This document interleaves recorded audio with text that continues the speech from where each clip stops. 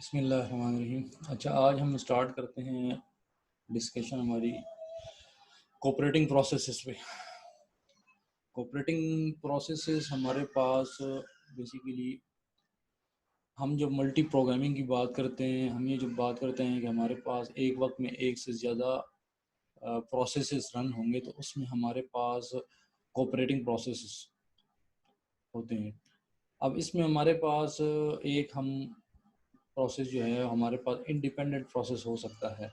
ठीक है, independent process वो प्रोसेस है कि जो कि किसी और प्रोसेस से ना तो अफेक्ट होता है ना उसको अफेक्ट करता है, उसकी एग्जीक्यूशन को। ठीक है, मतलब उसकी वो जब एग्जीक्यूट हो रहा होता है तो उसकी उससे कोई और प्रोसेस ना अफेक्ट होता है। ठीक है, ना वो किसी प्रोसेस से अफेक्ट होता है। तो इस किस्म के जो हमारे पास प्रोसेसेस होते हैं वो इंडिपेंडेंट होते हैं। इसका मतलब ये है कि वो प्रोसेसेस कुछ और प्रोसेस के साथ कुछ कम्युनिकेशन नहीं कर रहे, उनके साथ शेयरिंग, डेटा शेयरिंग नहीं कर रहे। तो इस वजह से उन प्रोसेसेस वो प्रोसेस इंडिपेंडेंट होते हैं, उनका किसी और प्रोसेस के साथ काम ही नहीं है। तो ये हमारे पास इंडिपेंडेंट प्रोसेस है। दूसरा हमारे पास आ जाते हैं जी कोऑपरेटिंग प्रोसेस।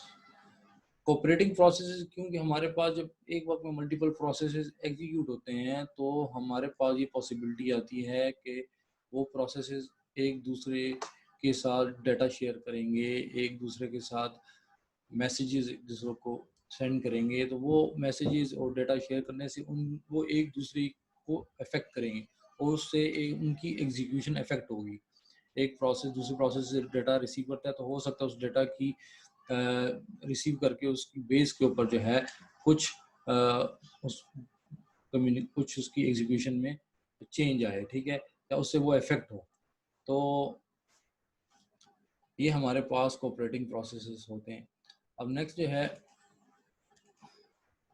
एडवांटेजेस क्या है प्रोसेस कोऑपरेशन के। तो इसके अंदर प्रोसेस कोऑपरेशन के एडवांटेजेस ये हैं कि उसमें इंफॉर्मेशन शेयरिंग की ज़रूरत होती है। ठीक है, उससे हमारे पास ओवरऑल कंप्यूटेशन जो है ना उसकी स्पीड बढ़ जाती है। मॉड्यूलरिटी हम जब प्रोग्राम बनाते हैं तो हमारा ऑब्जेक्टिव होता है कि हम डिफरेंट मॉड्यूल्स बना दिए और बाद का different modules different task perform करते हैं। इसको हम डिटेल से देखते हैं, कन्वीनियंस है यूज़र के लिए। तो इंफॉर्मेशन शेयरिंग हमारे पास क्योंकि जब बहुत सारे प्रोसेसेस एक वक्त में एक से ज़्यादा प्रोसेसेस रन होंगे तो उसमें बहुत सारे प्रोसेसेस ऐसे होंगे कि जो एक ही वक्त में जो है वो किसी एक शीट फाइल को एक्सेस करना चाहेंगे। ठीक है, तो वो जब किसी शीट फाइल को एक्सेस करना चाहेंगे तो उसकी वो दोनों एक प्रोसेस हो सकता है कि वो कोई एक ऐसा टास्क कर रहे हैं जिसके ऊपर वो जिसके अंदर फाइल के अंदर से कुछ वो डाटा एक्सेस करना चाह रहे हैं। ठीक है, तो इस वजह से इंफॉर्मेशन शेयरिंग की ज़रूरत पड़ती है। दूसरा, जब हमारे पास एक से ज़्यादा प्रोसेस एग्जीक्यूट होते हैं तो उसको फिर आपने डेटा को शेयर करने की भी ज़रूरत पड़ती है। अगर नहीं करेंगे तो फिर वो रन नहीं हो सकेंगे। हो सकता है मल्टीपल प्रोसेस एक ही फाइल से डाटा रीड कर रहे हैं। ठीक है, या उसके अंदर वो सेपरेट इंफॉर्मेशन को जो है ना डेटाबेस फाइल है या ठीक है इस तरह से उसके अंदर सेपरेट सेक्शन को एक्सेस करना चाह रहे हैं, उसको चेंज करना चाह रहे हैं। ठीक है, तो वो भी पॉसिबल है। अगर अगर वो किसी सेम इंफॉर्मेशन को रीड करना चाह रहे हैं तो वो आप अलाउ करेंगे। अगर वो उनको चेंज करना चाह रहे हैं तो आप उसके लिए कोई मैकेनिज्म देना है कि वो उसको एक वक्त में एक ही कर सके। ठीक है, लेकिन एक्सेस आपको देनी पड़ेगी, इंफॉर्मेशन शेयरिंग की शेयर करना पड़ेगी क्योंकि मल्टीपल प्रोसेस रन हो रहे हैं। ये फैसिलिटी होगी उनके लिए। नेक्स्ट जो है वो हमारे पास आ जाती है कंप्यूटेशन स्पीड अप। एक फ़ायदा इसका ये है कि हमारे पास जब हम प्रोग्राम्स को रन करना चाहते हैं फास्टर, तो हम चाहते हैं कि उस उन प्रोग्राम्स के हम एक जो बड़ा टास्क है उसके सब टास्क बना दें और वो सारे टास्क जो हैं सब टास्क जो हैं वो एक ही वक्त में रन हो। तो ये उस वक्त हो सकता है कि जब आपके पास आपके कंप्यूटर सिस्टम में मल्टीपल प्रोसेसर्स लगे हुए हैं या प्रोसेसिंग कंपोनेंट्स हैं, तो तब आप इस तरह कर सकते हैं कि अपना जो आपका मेजर प्रॉब्लम है उसकी सब उसको थोड़े छोटे छोटे सब टास्क में आप डिवाइड कर देते हैं सब प्रॉब्लम में, और हर एक जो आपका प्रोसेसिंग कंपोनेंट है वो उसको रन करता है। तो आजकल के हमारे जो सिस्टम है इसमें ये हो सकता है, क्योंकि हमारे पास मल्टीपल कोर्स हैं और डिफरेंट कोर्स पे डिफरेंट जो आपका पूरा एक आपका एप्लीकेशन है उसके अंदर सब मॉड्यूल्स हैं तो वो रन हो सकते हैं। अगर आपके जो टास्क परफॉर्म कर रहे हैं वो सिंगल एक ही आपने मॉड्यूल बनाया हुआ है तो वो फिर उसके अंदर जो है ये नहीं हो सकता। इस वजह से हमारे पास हम चाहते हैं कि हम एक बड़ी प्रॉब्लम को छोटे छोटे सब टास्क में डिवाइड कर दें, और फिर उसका फ़ायदा ये है कि आप मल्टीपल जो प्रोसेसर्स हैं आप उस पर उनको रन कर सकते हैं। ठीक है, ये इसका फ़ायदा होगा इंफॉर्मेशन शेयरिंग कोऑपरेटिंग प्रोसेसेस का। फिर आपके पास आ जाता है मॉड्यूलरिटी। हम जब सॉफ्टवेयर बनाते हैं बड़ा तो उसके अंदर हमारा जो ऑब्जेक्टिव होता है वो ये होता है कि हम उसको उसके मॉड्यूल्स बनाएं, क्योंकि उस सॉफ्टवेयर सिस्टम को मेंटेन करना, उसके अंदर डीबगिंग करना, ठीक है, वो आसान हो जाता है। तो इस वजह से फिर दूसरा उसके अंदर हम छोटे मॉड्यूल्स बना के हर एक मॉड्यूल डिफरेंट थ्रेड्स बन जाते हैं हमारे पास। तो हमारे पास आज जो सिस्टम्स हैं उनके ऊपर एक वक्त में मल्टीपल थ्रेड्स रन हो सकते हैं। तो ओवरऑल उसकी, जैसे हमने पहले बात की, स्पीड भी अच्छी हो जाती है।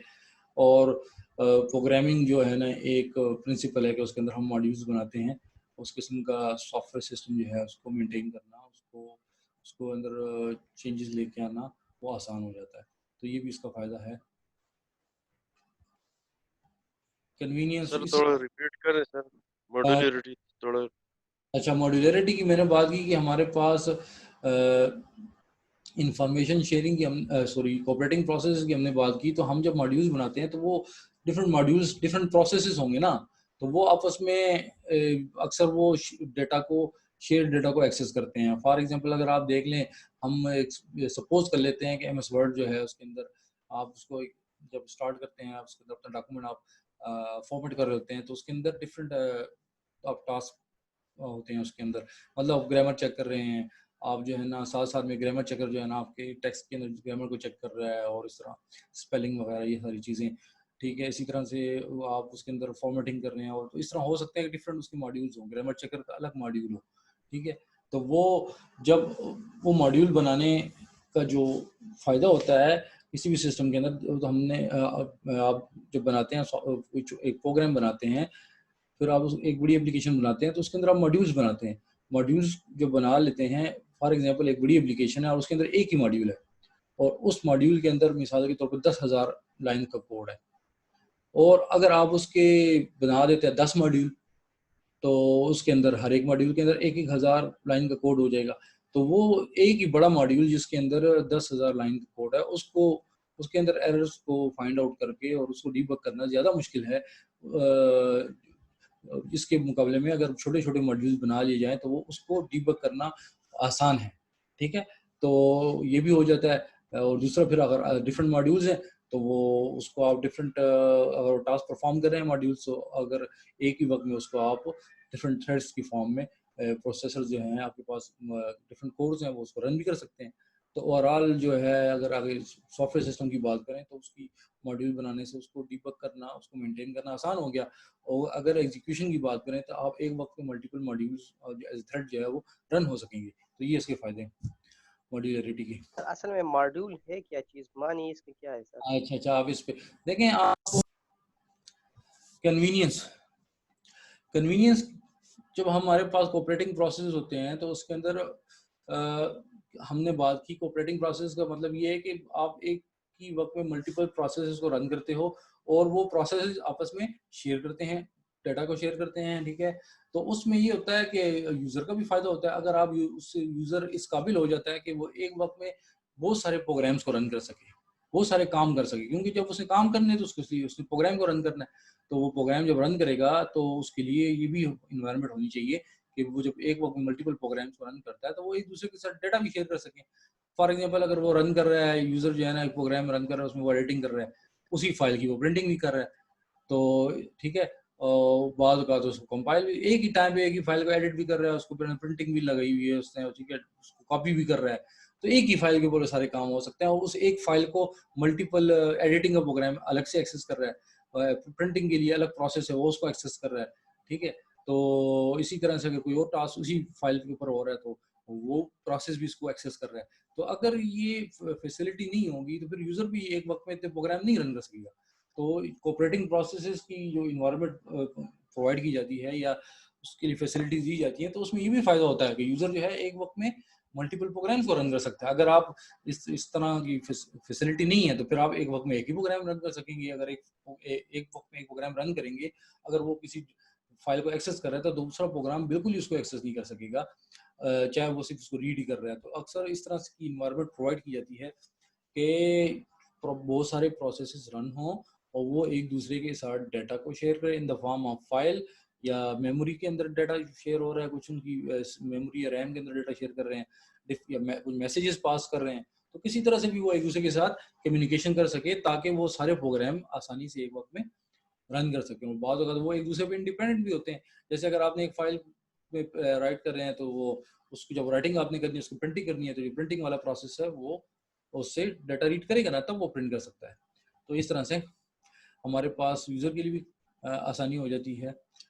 अच्छा, इसको हम समझने के लिए ऐसे कह सकते हैं कि हमारे पास जैसे प्रोड्यूसर कंज्यूमर प्रॉब्लम है, हमारे पास के कुछ प्रोसेसेस होते हैं जो कि इंफॉर्मेशन को प्रोड्यूस करते हैं, और कुछ प्रोसेसेस जो होते हैं वो हमारे पास इंफॉर्मेशन को यूज करते हैं। ठीक है, हमारे सिस्टम के अंदर बहुत सारे प्रोसेसेस होते हैं जो कि इंफॉर्मेशन को प्रोड्यूस करते हैं, और कुछ ऐसे प्रोसेसेस होते हैं जो कि इंफॉर्मेशन को कंज्यूम करते हैं। ठीक है, इस तरह से अभी इससे पहले हमने एक डिस्कशन की थी कि आप एक डॉक्यूमेंट टाइप कर रहे हैं MS वर्ड में, आप उसमें टाइप कर रहे हैं तो वो इंफॉर्मेशन वहाँ पे आप एंट्री हो रही है। उसके बाद तो वो प्रोसेस से दूसरा जो प्रिंटिंग आप कर रहे हैं, तो वो प्रिंटिंग वाला जो प्रोसेस है वो डिपेंडेंट है कि जो आपका वो इंफॉर्मेशन लेगा वर्ड जो डॉक्यूमेंट है वहाँ से। चलो दूसरी एग्जांपल ले लेते हैं कि हमारे पास कुछ ऐसे प्रोसेस है जो कि इंफॉर्मेशन प्रोड्यूस करेंगे और दूसरा उसको यूज करेगा। अगर हम इसको ले लेते हैं कि आपका कीबोर्ड है, ठीक है, इससे जो आप टाइप कर रहे हैं उससे एक प्रोसेस उसको बफर में उसको स्टोर कर रहा है, और दूसरा प्रोसेस उससे रीड करके आपको स्क्रीन पे शेयर कर रहा है, सॉरी शो कर रहा है। तो जो आपका प्रोसेस जो है ना, वो कीबोर्ड से जो आप कीज पंच कर रहे हो वो लेके स्टोर कर रहा है बफर में, वो प्रोड्यूसर हो गया। और जो प्रोसेस यहाँ से इसको बफर से डाटा को रीड करके स्क्रीन पे शो कर रहा है वो कंज्यूमर हो गया। तो कुछ प्रोसेसेस इंफॉर्मेशन को प्रोड्यूस करते हैं, कुछ कंज्यूम करते हैं।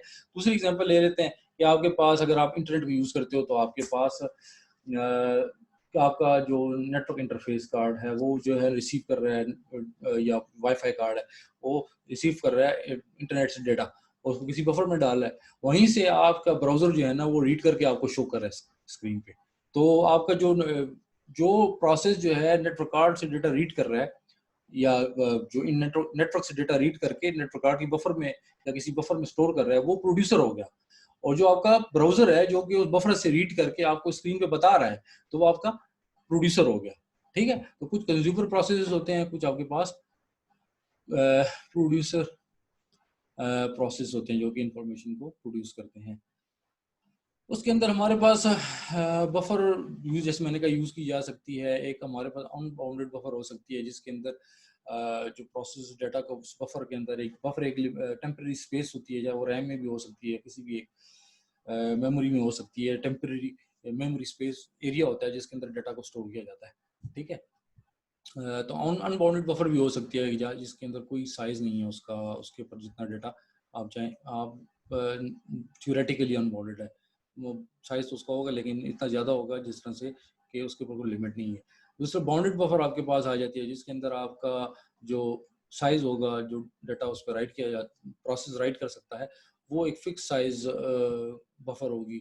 उसके अंदर एक लिमिट होगी कि उसके अंदर फॉर एग्जाम्पल इतने जो है ना बाइट्स या एमबी, जो भी किलोबाइट्स या एमबी में डाटा जो है उसमें स्टोर हो सकता है, उसकी लिमिट होगी। नेक्स्ट जो है आपके पास, ये देखें आप, इसको इसमें देख लें, ये बेसिकली ये बता रहा है कि जो कंज्यूमर प्रोसेस है वो राइट कर रहा है बफर पे। ठीक है, और जो कंज्यूमर प्रोसेस है वो उसको यूज कर रहा है। ठीक है, एक प्रोड्यूसर प्रोसेस है जो कि उसमें राइट कर रहा है डाटा को, और जो कंज्यूमर प्रोसेस जो इसको रीड कर रहा है यहाँ से। तो इसी तरह से वो फुल जो बफर है उसको फुल प्रोड्यूसर प्रोसेस उसके अंदर डाटा का राइट कर जाता है, वो फुल हो जाती है। फिर कंज्यूमर प्रोसेस उसको जब यूज़ कर लेता है तो वो एम्प्टी हो जाती है। तो ये हमारे पास एक तो आप देखें इसके अंदर जो बफर है हमारे पास बाउंडेड बफर है, एक लिमिटेड इसका साइज होगा उसके अंदर और आ सकेगा डाटा। अच्छा, inter process communication. Inter process communication, इसके नाम से आपको पता चल रहा है कि डिफरेंट प्रोसेसेस के दरमियान कम्युनिकेशन, ऐसा तरीक़ेकार जिससे डिफरेंट प्रोसेसेस आपस में कम्युनिकेट कर सकें।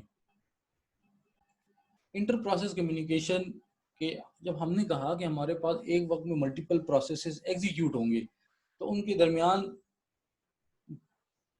कम्युनिकेशन करवाने के लिए वो आपस में मैसेजेस पास करेंगे, एक दूसरे के साथ कम्युनिकेट करेंगे। वो एक दूसरे के साथ कम्युनिकेट इस वजह से भी करते हैं कि वो एक्शन को सिंक्रोनाइज करते हैं। ऐसे प्रोसेस होते हैं जो एक दूसरे पे क्योंकि डिपेंड कर रहे होते हैं। फॉर एग्जांपल एक प्रोसेस जो है ना वो दूसरे प्रोसेस के रिजल्ट पे डिपेंड कर रहा है कि वो कुछ इंफॉर्मेशन जनरेट करेगा तो फिर वो आगे चलेगा, दूसरा प्रोसेस जो है ना एग्जीक्यूट होगा। जिस तरह से हमने एग्जांपल ली कि हमारे पास जब नेटवर्क कार्ड जो है वायर से डाटा रिसीव करेगा, उसको स्टोर करेगा, तब जो है ना ब्राउजर उसको रीड करके आपको बताएगा। तो वो डिपेंडेंट हो गया ना, एक प्रोसेस वो प्रोसेस जब डाटा रीड करेगा जो नेटवर्क से, चाहे वो वायर्ड है या वायरलेस नेटवर्क है, और फिर उसके बाद वो नेटवर्क कार्ड जो डाटा आएगा वो फिर ब्राउजर उसको डिस्प्ले करना है, ठीक है, और आगे जो प्रोसेस है वो उसको प्रोसेस करेंगे। तो वो उनकी आपस में कम्युनिकेशन की जरूरत होती है। तो इंटर प्रोसेस कम्युनिकेशन, उसमें हमारे पास इंटर प्रोसेस कम्युनिकेशन के लिए मैसेज पासिंग सिस्टम जिसके अंदर प्रोसेस जो है एक दूसरे के साथ कम्युनिकेट करना चाहते हैं विदाउट शेयरिंग डेटा। मिसाल के तौर पर कोई वेरिएबल नहीं शेयर कर रहे, कोई फाइल नहीं शेयर कर रहे, मैसेज पास कर रहे हैं। एक मैकेनिज्म तो ये है कि शेयर्ड डेटा हो। शेयर्ड डेटा वो वेरिएबल्स भी हो सकते हैं, वो शेयर्ड फाइल भी हो सकती है, और इस तरह मेमोरी भी हो सकती है, ठीक है। उसमें नुकसान ये होता है कि बाज़ हो सकता है कि वो सिक्योरिटी पॉइंट ऑफ व्यू से भी थोड़ा सा ना हो कि अगर किसी फाइल को शेयर किया जाए इस तरह को की चीज़ को, तो इसमें प्रॉब्लम हो सकती है, या मेमोरी एरिया है। तो मैसेज के ज़रिए क्या होगा, मैसेज सेंड करेगा, एक प्रोसेस दूसरे प्रोसेस को मैसेज सेंड करेगा। तो इसमें दो ऑपरेशंस होंगे। जो आपके पास जो ऑपरेटिंग सिस्टम है वो ये फैसिलिटी प्रोवाइड करेगा कि डिफरेंट प्रोसेसेस एक दूसरे को मैसेज भेज सकें, ठीक है। तो वो मैसेज भेजने के लिए दो उसके पास ऑपरेशंस होंगे जो होते हैं। वो मैसेज सेंड करेगा तो सेंड का फैसिलिटी देगा। आप सेंड मैसेज जैसे यहाँ पे नज़र आ रहे थे, इसको आप कह सकते हैं कि कोई आपके पास सेंड का, आप इसको समझने के लिए एक फंक्शन होगा सेंड का, जिसको यूज़ करके जो है मैसेज सेंड किया जा सकेगा। अच्छा, दूसरा जो आपके पास है वो रिसीव मैसेज एक प्रोसेस दूसरे को सेंड करेगा तो उसके लिए सेंड को यूज़ करेगा, ठीक है। सेंड ऑपरेशन को यूज़ करेगा। रिसीव करेगा तो किसी से रिसीव करना चाहेगा तो रिसीव का ऑपरेशन, ये तो बेसिक्स है। फिर जब मैसेज सेंड करना चाहेगा तो उस मैसेज का जो साइज है वो डिपेंड करता है, वो फिक्स भी हो सकता है और वो वेरिएबल भी हो सकता है, ठीक है। फिक्स साइज भी हो सकता है और वेरिएबल साइज भी हो सकता है। ये दोनों फैसिलिटीज दी जा सकती हैं। फिर मैसेज रिसीव करता है तो वो तो डिपेंड करता है कि वो जो मैसेज सेंड करने वाला है उस पर डिपेंड करता है। तो मैसेज, ये दो सर फैसिलिटीज। सर मैसेज किस तरह वेरिएबल हो सकता है? अच्छा, जैसे फॉर एग्जांपल हमारे पास एक प्रोसेस है पी, एक प्रोसेस है क्यू, ठीक है, और वो आपस में कम्युनिकेशन करना चाहते हैं। तो आप ये पी प्रोसेस को कोई भी प्रोसेस ले सकते हैं। आप कहते हैं पी प्रोसेस जो है एमएस वर्ड है, ठीक है, और क्यू प्रोसेस जो है दूसरा पावर पॉइंट है, या पी प्रोसेस जो है वो ब्राउजर है, और क्यू प्रोसेस जो है वो प्रिंटर का प्रोसेस है, कोई प्रिंटर पे प्रिंटिंग कर रहा है तो ब्राउजर प्रिंटर को, फॉर एग्जांपल पी हमारे पास ब्राउजर है और ये क्यू जो है ये प्रिंटर का कोई प्रोसेस है, ये ब्राउजर प्रिंटर की प्रोसेस को डाटा सेंड कर रहा है प्रिंट करने के लिए। तो कुछ भी दो प्रोसेस जो है ना वो आपस में कम्युनिकेट कर सकते हैं। आप कोई भी एग्जांपल ले सकते हैं। यहाँ पे आपको सिर्फ पी क्यू कहा गया है कि कोई भी प्रोसेस हो सकता है जो आपके सिस्टम में रन कर रहे हैं और वो आपस में कम्युनिकेट कर सकते हैं, ठीक है। अच्छा जी, तो दो प्रोसेस, एक क्यू हमने ले लिया जो एक दूसरे के साथ कम्युनिकेट करना चाह रहे हैं। और सबसे पहले तो क्या होगा कि उनके दरमियान कम्युनिकेशन लिंक इस्टेब्लिश होगा। आपस में कम्युनिकेशन करना चाह रहे हैं तो उनके दरमियान कम्युनिकेशन लिंक होगा, इस्टेब्लिश होगा। दूसरा, उसके बाद वो मैसेज सेंड और रिसीव कर सकते हैं। तो वो कम्युनिकेशन लिंक जो है वो विद इन कंप्यूटर सिस्टम जो है उनका कम्युनिकेशन लिंक हो सकता है थ्रू जो है मेमोरी वो कर रहे हैं या हम मैसेज कर रहे हैं सेंड, तो मैसेज कम्युनिकेशन के लिए लिंक बनेगा, फिर उसके बाद उसके मैसेजेस एक्सचेंज वो कर सकते हैं आपस में। तो ये एक नॉर्मल प्रोसीजर है। उसके बाद कम्युनिकेशन लिंक की इम्प्लीमेंटेशन क्या हो सकती है? फिजिकल इम्प्लीमेंटेशन की हम बात करें तो शेयर्ड मेमोरी, मिसाल के तौर पे एक रैम एरिया शेड कर दिया है और वो उसके जरिए से जो है ना कम्युनिकेशन करे, वो एक प्रोसेस जो है उसमें डेटा को राइट करता है, दूसरा से रीड करता है, ठीक है। तो इस तरह से वो हो रहा है। या कोई हार्डवेयर बस दरमियान में यूज़ होती है जिसके ज़रिए से वो एक दूसरे के साथ कम्युनिकेट कर रहे हैं, तो ये फिजिकल मैकेनिज्म हो गए। लॉजिकल प्रॉपर्टी यूज़ किए हो सकते हैं उसके आपस में जब शेयर्ड मेमोरी, तो मेमोरी का एरिया एड्रेस हो सकता है, उसका प्रोसेस की आईडीज हो सकती हैं, प्रोसेस जिसको वो एक दूसरे के साथ कम्युनिकेट करेंगे, या वो शेयर्ड मेमोरी है तो उसके ज़रिए से वो शेयर्ड मेमोरी एरिया के एड्रेसेस होंगे वो शेयर करेंगे, तो वो लॉजिकल प्रॉपर्टीज हो जाएंगी इसकी शेयर्ड कम्युनिकेशन की। अच्छा, फिर हमारे पास आ जाता है इम्प्लीमेंटेशन। ये डिपेंड करता है डिज़ाइनर पे किस तरह से हमारे पास कम्युनिकेशन इस्टेब्लिश होंगे।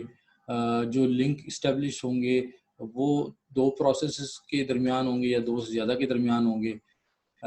दो प्रोसेसेस के दरमियान जो है कितने लिंक्स हो सकते हैं, ठीक है।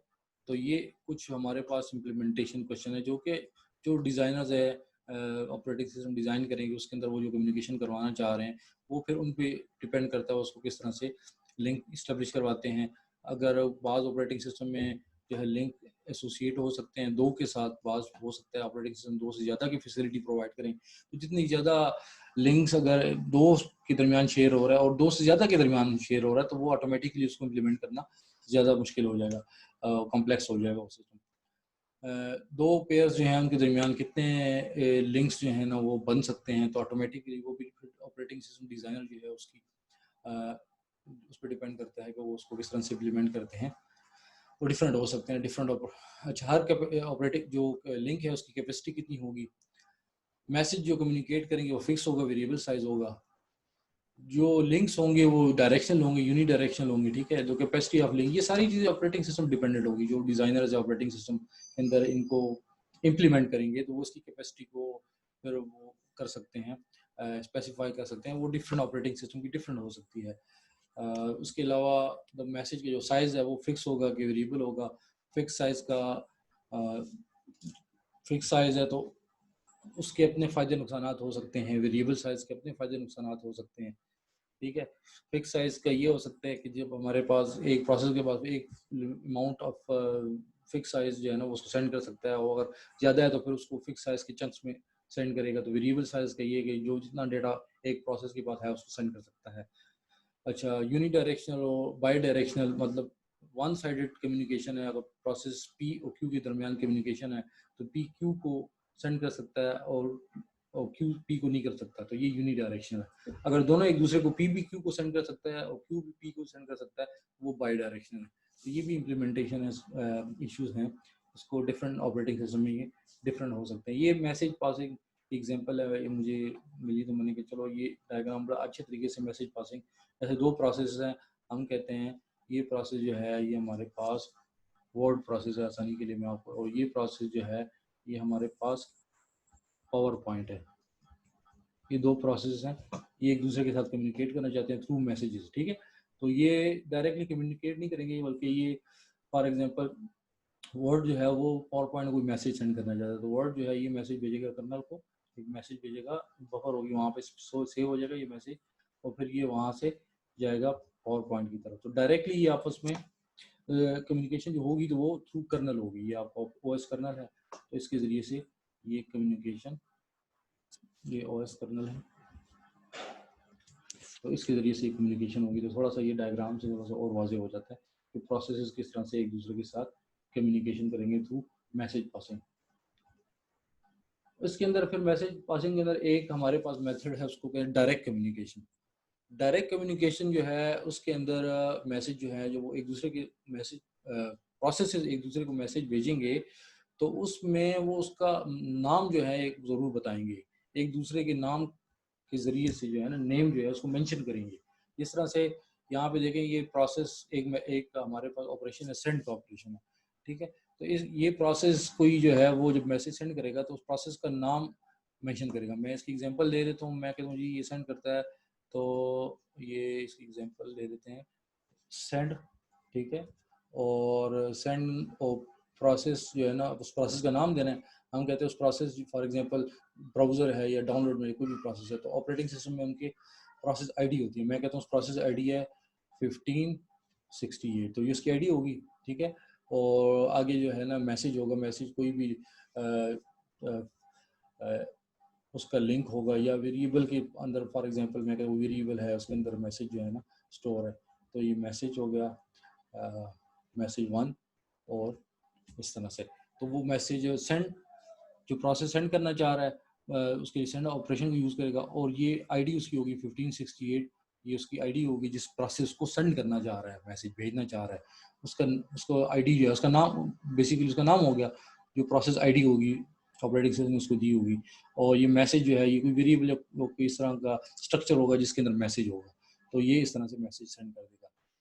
तो ये पी जो है ये प्रोसेस का नाम होगा जिस प्रोसेस को मैसेज भेजा जा रहा है, ठीक है। और इसी तरह से हमारे पास ये रिसीव जो है, जो मैसेज रिसीव करना चाहेगा, तो इसमें बताएगा कि किस प्रोसेस से मैसेज रिसीव करना है। तो इसके लिए ये भी टाइम ख़त्म होने वाला है, ठीक है इसका, तो ये सेशन ख़त्म हो जाएगा। रिसीव, तो जिस प्रोसेस से मैसेज रिसीव करना है उसका नंबर है 1600, उसका प्रोसेस आईडी है, ठीक है।